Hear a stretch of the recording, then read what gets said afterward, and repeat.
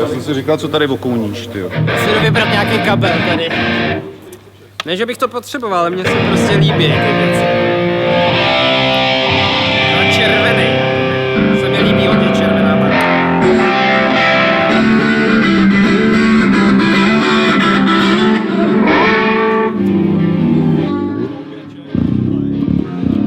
Čápu, ale trošku jako při těch solech a takhle. Jo, jasně, bude klečet na To by kolenou. bylo špatný, ty, kdyby si byl... Já se toho bojím. Cože? Se toho bojím. Já jsem už říkal, že je hrozně hustý.